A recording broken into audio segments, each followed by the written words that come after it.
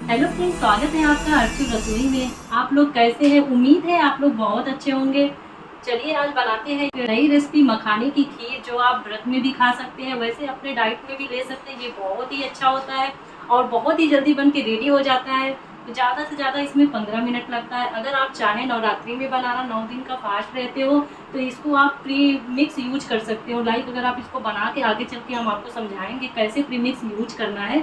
उसी बेस पे आप प्रीमिक्स यूज करके कंटेनर में टाइट करके रख लेंगे तो आप 9 दिन यूज कर सकते हैं। बस उसको बाउल में निकालना है और मिक्स करना है, दूध में थोड़ा पका के अपने अकॉर्डिंग चीनी या कुछ भी जो भी मिठास के लिए डालना चाहते हो डाल के बना सकते हो। तो चलो आप मिलते हैं आपको वीडियो में, आ जाओ। मखाना खीर बनाने के लिए मैंने लिया है 1 बड़ा कप मखाना, 15 से 20 बादाम, 15 से 20 काजू, पिस्ता, खांड, 2 से 3 चम्मच मिल्क पाउडर, 2 चम्मच घी और लास्ट में मैंने लिया है ये इलायची और केसर। अब हम बनाने के लिए चलते हैं गैस की तरफ। इसके लिए मैंने ले लिया है एक कढ़ाई। चलो अब गैस चलाते हैं। अब कढ़ाई को हम गर्म होने देते हैं।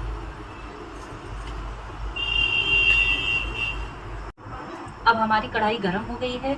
अब हम इसमें डालेंगे 2 चम्मच घी।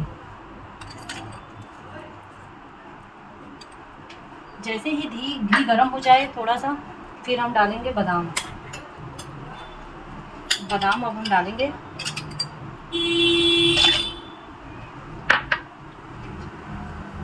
अब इसको थोड़ा सा कुछ सेकंड रोस्ट होने देते हैं और ध्यान रखें गैस का फ्लेम एकदम लो होना चाहिए, नहीं तो बादाम जल जाएगा और वो फ्लेवर नहीं आ पाएगा, कच्चा कच्चा दिखेगा। अब हम इसमें डाल देंगे काजू। आप चाहे तो काजू और बादाम को अलग अलग भी रोस्ट कर सकते हैं अगर आप बिगनर हो तो। हमारा ये रीजन है कि काजू जो है थोड़ा लेट इसलिए डाली हूँ क्योंकि काजू जो है जल्दी पक जाता है, बादाम को पकने में थोड़ा टाइम लगता है, इसलिए मैंने एकदम लो फ्लेम पे मैंने डाला हुआ है। अब इसको हम थोड़ा सा ब्राउन हो जाएगा तब तक इसको भूनेंगे।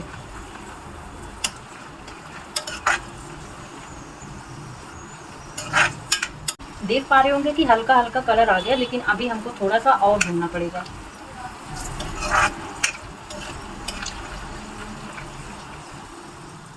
आप देख पा रहे हो कि हमारा बादाम और काजू भून के रेडी हो गया। चलो अब इसको हम निकाल लेते हैं।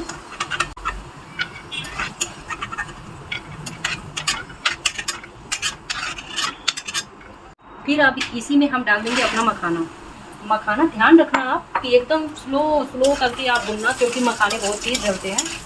एकदम स्लो फ्लेम पे भुनेंगे तो मखाना ज़्यादा अच्छा होगा, जलेगा नहीं। अगर जल गया तो खुशबू अच्छी नहीं आएगी, टेस्ट खराब हो जाएगा। तो आपको एकदम स्लो गैस को कर लीजिएगा और इसको कम से कम भूनने में 8 से 10 मिनट लग सकता है, कि डिपेंड करता है कि आप कितना मखाना भून रहे हैं। अभी बाकी मैं 1 कप मखाना भून रही हूँ तो देखती हूँ कितना टाइम लगेगा। जब तक हमारा ये मखाना रेडी हो रहा है तब तक हम आगे की तैयारी कर लेते हैं। ठीक, फिर इसके लिए मैं गैस जलाती हूँ और मैंने एक पैन में आधा लीटर दूध लिया है। अब इस दूध को हम कम से कम 10-15 मिनट के लिए गर्म करेंगे, अच्छे से खौला देंगे। थोड़ा गाढ़ा हो जाएगा ना तो फ्लेवर ज़्यादा अच्छा आएगा। चलिए मखाना चेक कर लेते हैं क्या कंडीशन है इसकी। एक बार एक हाथ में लेके देखते हैं। अगर हमारा मखाना ऐसे टूटने लगे तो समझो हमारा मखाना भुन के रेडी है। चलो अब गैस ऑफ करते हैं और इसको निकाल लेते हैं प्लेट में।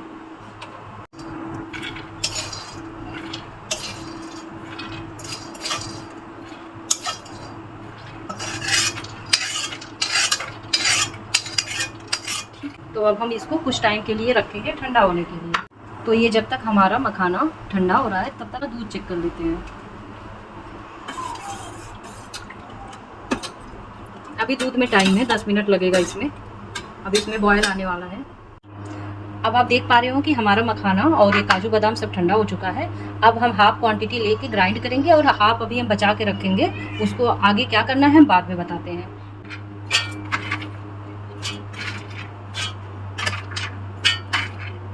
इतना क्वांटिटी हम बचाएंगे, बाद में देखते हैं। चलिए तो अब हम इसको ग्राइंड कर लेते हैं। देख पा रहे हो आप लोग, ये इतना ग्राइंड हो चुका है। इससे ज़्यादा ग्राइंड नहीं करना है क्योंकि थोड़ा पता तो चलना चाहिए ना कि मखाने की खीर है। तो हम अब एक बाउल में निकाल लेते हैं इसको।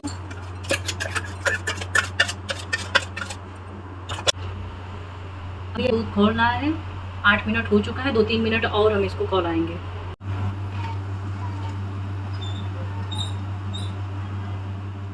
अब ये जो ड्राई फ्रूट्स हमने बचा के रखा हुआ था, अब इसको केवल हम थोड़ा सा दरदरा क्रश कर लेंगे। आपके पास जो भी सुविधा है आप कर सकते हैं। मैं इसको चक्के और बेलन पे कर रही हूँ। अगर आपके पास और कोई सुविधा हो तो कर सकते हैं। फिलहाल मैं इसी पे कर रही हूँ, मुझे हल्का चाहिए थोड़ा। बस इतना करो, ज़्यादा नहीं करना है। अगर ज़्यादा करोगे तो उसमें मिल जाएगा, फिर उसके बाद पता नहीं चलेगा कि मखाने की खीर है। थोड़ा मखाना दिखेगा तो अच्छा लगेगा।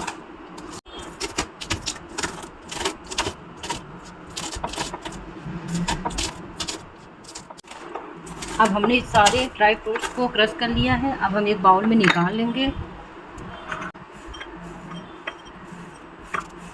अब जो मैंने पाउडर बना के रेडी किया था ड्राई फ्रूट्स का, और जो मैंने अभी क्रश किया है आप देख रहे होंगे, अब दोनों को एक में मैं मिक्स कर दूंगी।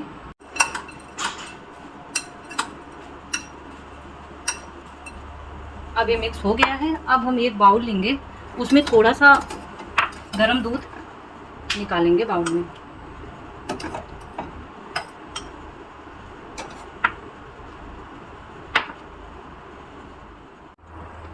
अब इस मिल्क पाउडर में जो मैंने दूध निकाला था वो थोड़ा थोड़ा करके डालूंगी।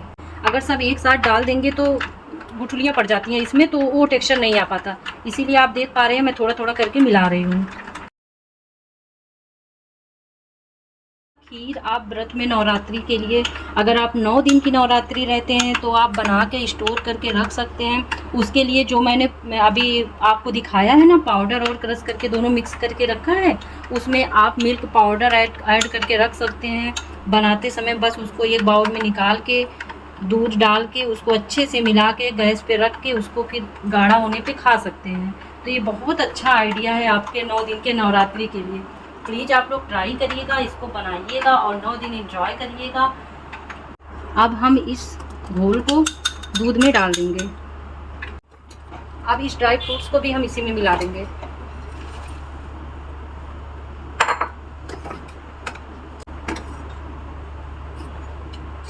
ये कलछी में मलाई आ गई है तो मैं इस मलाई को भी निकाल दूंगी, निकाल के, ताकि सब साथ में अच्छे से पक जाए, मलाई भी हमारी यूज हो जाए। अब इसको 5 से 7 मिनट में ये रेडी हो जाएगा। अभी इसको हम मीडियम आंच पे पकने देते हैं। मीडियम टू लो करके आप पकाइएगा जब तक थोड़ा गाढ़ा ना हो जाए। अब आप देख पा रहे होंगे कि थोड़ा थोड़ा गाढ़ा हो गया है।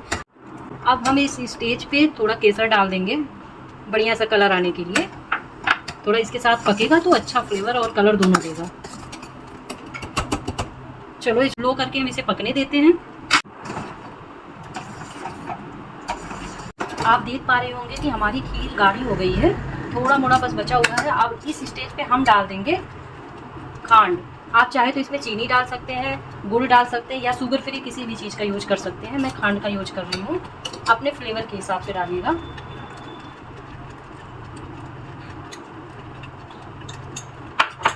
और एक बात और ध्यान दीजिएगा, इसको लगातार चलाते रहिएगा, नहीं तो ये नीचे बहुत तेज़ पकड़ता है। इसके लिए आपको लगातार चलाना पड़ेगा। और अगर आप इसमें गुड़ डाल रहे हैं तो एकदम जब आप गैस का फ्लेम ऑफ कर देंगे तब गुड़ डालिएगा। नहीं तो कभी कभी ऐसा होता है ना कि खीर फट जाती है, तो खाने में अच्छी भी नहीं लगती और देखने में भी नहीं अच्छी लगती। इसीलिए आप इस बात का ज़रूर ध्यान दीजिएगा। और मेरा जो मैंने बताया हुआ है उसको फॉलो करेंगे तो आपकी भी खीर ऐसे बन के रेडी होगी। तो अब मेरी खीर हो चुकी है रेडी। अब हम इसको तुरंत एक बाउल में निकाल लेंगे, नहीं तो अगर हम उसी में छोड़ देंगे तो ये बहुत तेज़ सूखने लगती है। अब इसको बाउल में निकालने के बाद मैं डाल रही हूँ इलायची पाउडर। मैंने इलायची को पहले भून लिया था, इसीलिए मैं निकाल के डाल रही हूँ। अगर आप कच्ची इलायची डाल रहे हैं तो जब वो खीर पकने में 2 मिनट बाकी रहे तभी आप इसमें डाल दीजिएगा। मेरी भुनी हुई थी ना, तो इसीलिए मैं लास्ट में डाल रही हूँ। चलिए हम अपने खीर की गार्निशिंग करने के लिए, मेरे पास है पिस्ता, मैं उससे गार्निश कर ले रही हूँ। आपके पास जो भी ड्राई फ्रूट्स है आप उससे कर सकते हैं। ऐसा नहीं है कि जाओ दौड़ के पिस्ता खरीद के लाओ इसी से करो, तो आप ऐसा कर सकते हैं, ठीक है। अब मैं इस पर डाल दूँगी थोड़ा केसर, ताकि दिखने में थोड़ा और भी अच्छा लगे। तो लीजिए, मेरी खीर हो गई है रेडी। अब अब हमारी खीर हो गई है रेडी, हमने गार्निशिंग भी कर लिया है। अब ये खाने के लिए बिल्कुल तैयार है। आप चाहो तो गरम गरम खा सकते हो या फिर ठंडा करके खा सकते हो। ठंडा होने के बाद ये और भी ज़्यादा अच्छी लगती है। तो प्लीज़ आप लोग खाइएगा और कमेंट बॉक्स में आके ज़रूर बताइएगा कि ये खीर कैसी बनी थी। आप लोग इसको खाइए, बनाइए, इंजॉय करिए। और हाँ, अगर आपको और भी कोई व्रत स्पेशल वीडियो देखनी है, रेसिपी देखनी है, तो प्लीज़ मुझे कमेंट बॉक्स में बताइएगा। मैं और भी वीडियोज़ आप लोग के लिए लाऊँगी। Thank you for watching. Bye bye.